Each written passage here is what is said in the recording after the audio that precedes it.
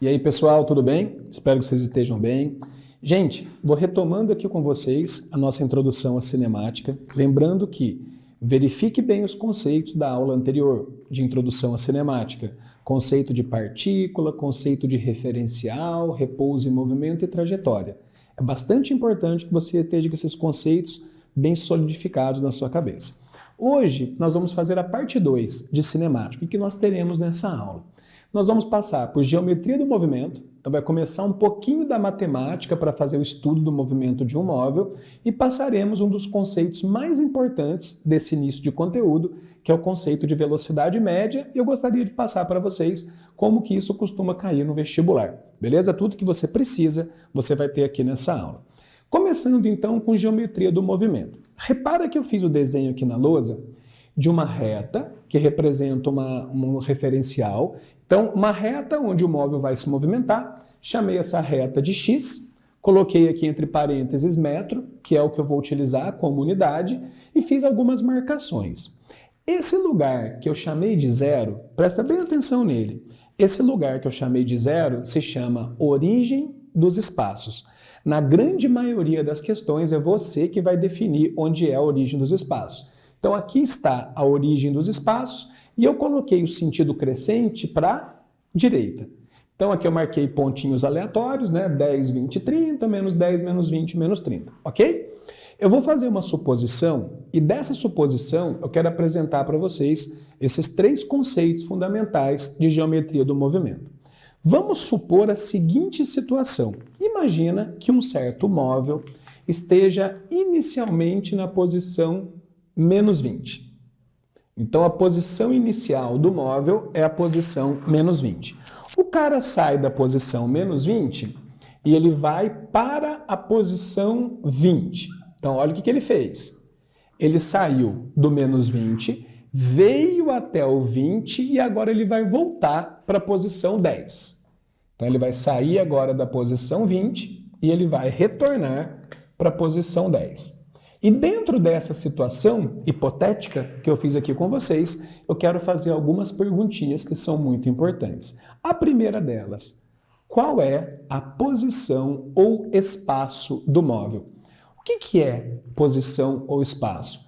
Posição ou espaço é o endereço atual do móvel, é onde o móvel se encontra naquele instante. Nesse caso, nessa situação, qual é a posição atual do móvel?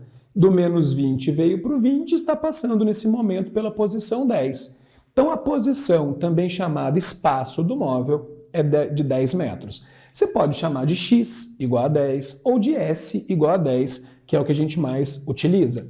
Então a posição do móvel, no meu exemplo, foi de 10 metros. Vamos fazer alguns comentáriozinhos sobre isso. Dizer que a posição é 10 significa que ele tenha andado 10 metros? Não, significa que ele está na posição 10. Como, por exemplo, você está numa estrada, numa rodovia, aí você passa pelo quilômetro 120. Quer dizer que você andou 120 quilômetros? Não, aquela é apenas a sua posição, beleza? Então, posição não diz quanto ele andou, não diz para onde está indo, se está andando a favor ou contra o referencial, só diz onde você está, é o seu endereço. O segundo conceito, esse absurdamente importante, é o conceito de deslocamento, ou também chamado de variação de espaço. Fique atento a isso. Deslocamento ou variação de espaço é a posição final menos a posição inicial, independente do caminho que você fez. Repara que o nosso móvel está andando em uma dimensão. Ele está andando apenas no eixo X. Então, o que seria o deslocamento? Como que eu faço para escrever o deslocamento? É o que nós chamamos de ΔS. Na física, sempre que você tem variação, você usa a letrinha grega delta. O delta significa variação de espaço, que nada mais é que a posição final menos a posição inicial. Edu, não vai interessar o caminho que ele percorreu? Não. Posição final, 10, menos a posição inicial, que é menos 20. Quanto que dá isso? 10 menos menos 20 fica 10 mais 20, que nesse caso dariam 30 metros. Gostaria que você reparasse o seguinte. O ΔS, que é a variação de espaço, que é o deslocamento, é uma diferença entre onde ele começou e onde ele parou. Repara que o meu ΔS aqui deu positivo. O que significa isso? Significa que no final das contas ele progrediu na trajetória. Se o ΔS desse negativo, significaria que no final das contas ele teria retrocedido na trajetória. E o ΔS igual a zero significa que não andou? Não necessariamente, podia ter andado. Só que se o ΔS for zero, é porque ele saiu de uma posição e voltou para a mesma posição. Nesse desenho é interessante você visualizar o ΔS. Olha que bonitinho que eu vou fazer aqui. No final das contas, o cara não saiu do menos 20 e foi até o 10? Então, olha aqui no desenho. No final das contas, ele progrediu. No final das contas, se você observar, ele foi do menos 20 para o 10, que na trajetória houve uma progressão. Gente, sempre que o ΔS for positivo, o movimento é progressivo. Se o ΔS for negativo, o movimento é retrógrado. Edu, escreve isso na lousa. Claro que sim. ΔS positivo significa movimento progressivo. E um ΔS negativo significa movimento retrógrado. Beleza, o que é ΔS? Variação de espaço ou deslocamento, posição final menos a inicial. E o último desses três conceitos geométricos, matemáticos iniciais é a distância total percorrida. Eu vou te explicar de duas maneiras, uma informal, simples, e uma formalizando a situação. Gente, de maneira simples, distância percorrida é a soma de tudo que você andou. Soma tudo que você andou, sempre positivo. Distância percorrida nunca pode ser negativa. Então, por exemplo, o cara vai do menos 20 até o 20. Andou quanto? 40. Depois ele não voltou 10. Qual foi a distância total que ele percorreu? 50 metros. Atenção que distância percorrida é sempre positiva. Não existe distância percorrida negativa. Então, distância percorrida é a soma de tudo que você andou. Isso de uma maneira informal. E como que eu faço para formalizar? Gente, distância percorrida é a soma dos módulos de todos os deslocamentos. Edu do céu, como assim? Já vou te explicar. Você pega todos os deslocamentos que ele teve, de ida e volta, e pega apenas os módulos. Pega apenas o valor absoluto, apenas o valor, apenas o número. Por exemplo, quando ele vai do menos 20 até o 20, qual que é o ΔS? De menos 20 até 20? Final menos inicial. 20 menos 20, 20 menos menos 20 dá 40. Então você vai pegar módulo de 40 mais. Quando ele vai do 20 para o 10, qual foi o deslocamento? Menos 10. Mais o módulo de menos 10. Isso aqui vai dar módulo de 40 dá 40, módulo de menos 10 dá 10. Gente, simplificando, distância percorrida é a soma de tudo que você andou. Variação de espaço, final menos inicial. Posição ou espaço, endereço atual. Isso é que nós chamamos de geometria do movimento. A gente vai começar a quantificar, a medir a posição de um móvel. Feito isso, tendo esses conceitos em mente, eu vou passar agora para vocês uma definição que talvez seja uma das maiores certezas que eu tenha que vai cair no vestibular. Seja Enem, as grandes faculdades de São Paulo, qualquer prova do Brasil que você for prestar, dificilmente não vai cair um problema de velocidade média. Então eu vou fazer o seguinte, eu vou te dar a definição, te dar o conceito, e vou te falar dois tipos que você vai encontrar no vestibular. Não foge disso. Vou te contar duas formas que a velocidade média pode ser cobrada na sua prova. Mas antes, vamos definir. Qual a definição de velocidade média? Ah, é espaço por tempo. Não é só isso. E não é nem isso na real. Velocidade média é muito bem definida. É variação de espaço sobre variação de tempo. É o famoso, e tem que ser famoso, ΔS sobre ΔT. Gente, cuidado, hein? O que você usa na hora de calcular a velocidade média não é distância percorrida não, hein? E nem posição. O que você usa no cálculo da velocidade média é o deslocamento. No sistema internacional, qual seria a unidade de medida de velocidade média? Vou até colocar aqui bonitinho para vocês, ó. No sistema internacional, o ΔS é dado em metros, o ΔT é dado em segundos, então velocidade seria dado em metro por segundo. Agora vem uma discussão do que mais tem caído nos vestibulares. Problema envolvendo velocidade média tem que ser resolvido em metro por segundo? Não. Inclusive, o que mais tem caído nos vestibulares é questão de velocidade média sem utilizar metro por segundo. Vai, Edu, mas não tem que resolver um problema sempre no sistema internacional de velocidade média? Não. De aceleração, não. De espaço, não. Esse comecinho de cinemática, você pode usar a unidade que você quiser, só não pode misturar.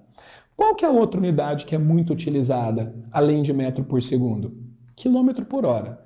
Gente, é tão importante metro por segundo e quilômetro por hora que vale a pena você lembrar daquele fator de conversão. Por exemplo, como que eu passo de metro por segundo para quilômetro por hora? Isso vale a pena memorizar, pessoal. Isso vale a pena decorar. De metro por segundo para quilômetro por hora, basta você multiplicar por 3,6. E de quilômetro por hora para metro por segundo, basta você dividir por 3,6. Ah, Edu, então quer dizer que só cai essas duas unidades? Não, claro que não. Pode cair centímetro por minuto, quilômetro por mês, decâmetro por semana. Se é distância e é tempo, tá valendo. O que você não pode fazer? Só não pode misturar.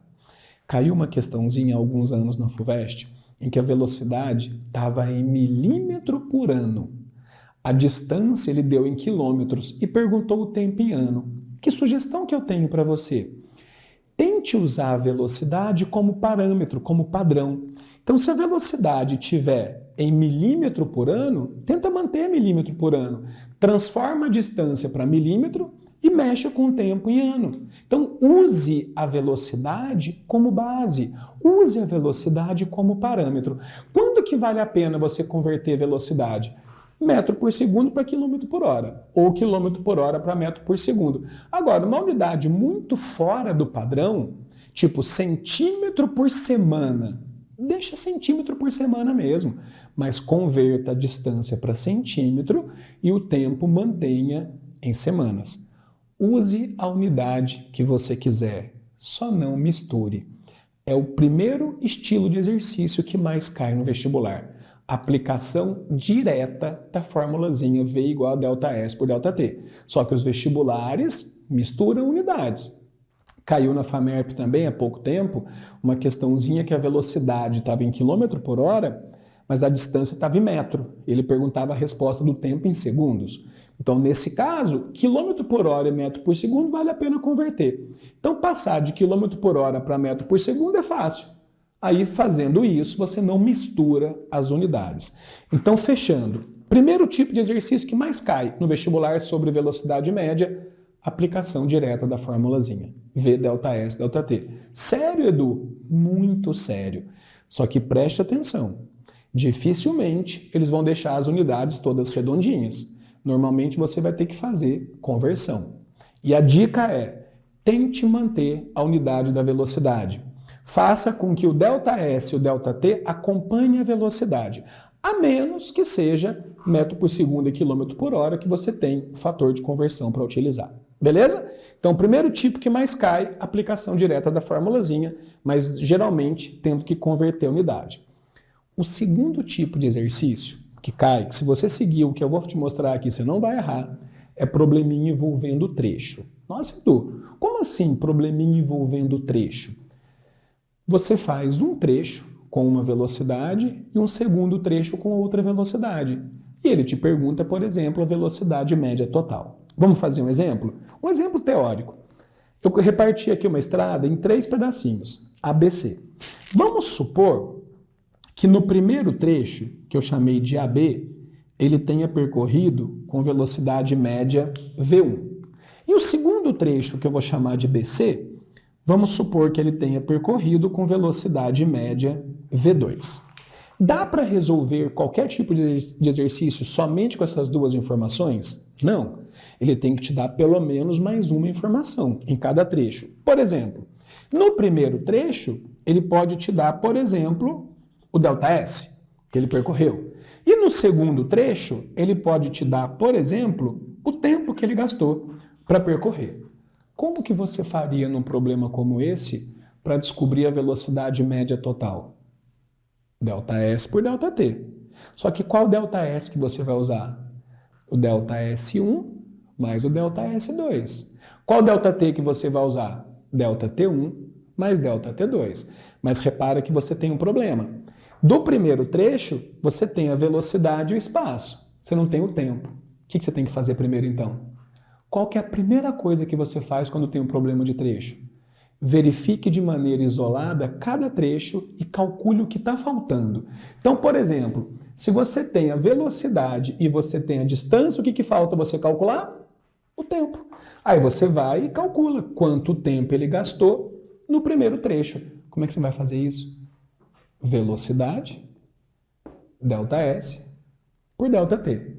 Então, primeira coisa, verifique o que falta em cada trecho. No primeiro trecho aqui, como exemplo, faltou o tempo. E no segundo trecho, eu tenho a velocidade e tenho o tempo. Eu descubro o ΔS.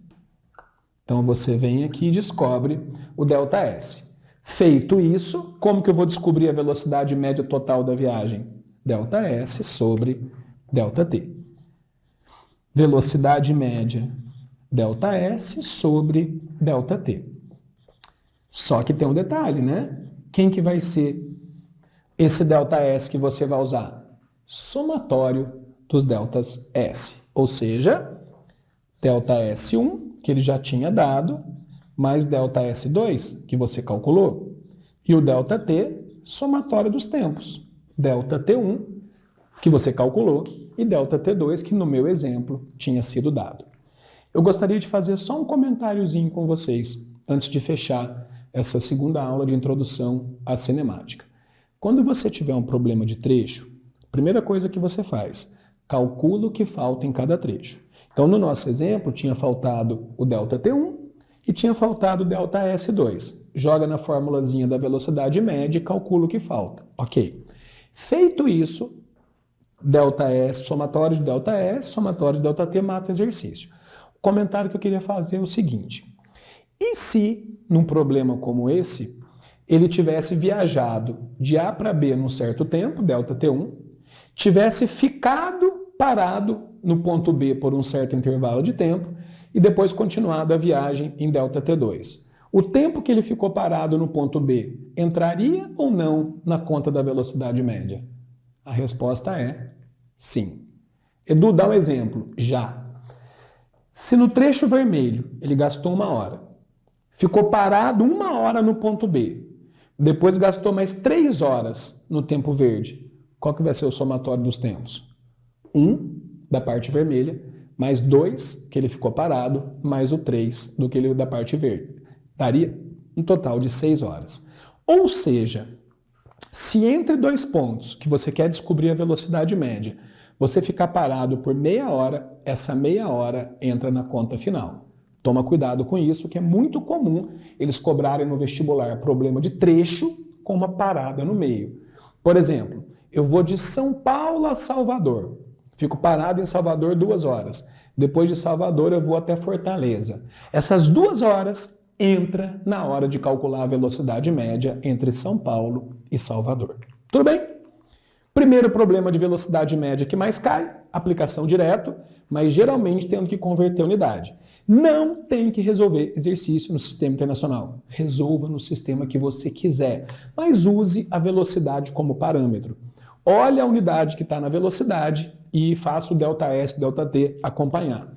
E o segundo probleminha mais frequente no vestibular, probleminha envolvendo o trecho, onde você deve olhar o que falta em cada trecho, calcula o que falta e vai para a equaçãozinha da velocidade média. onde você vai fazer somatório do ΔS por somatório de ΔT. Lembrando que, se no meio do caminho ele parou por 2 horas, essas 2 horas entram no somatório do tempo. Maravilha? Com isso, nós temos a introdução à cinemática encerrada. Em nossa sequência, eu vou apresentar para vocês o primeiro dos movimentos da cinemática, chamado movimento uniforme. Pessoal, um grande abraço para vocês. Até nosso próximo vídeo. Até mais.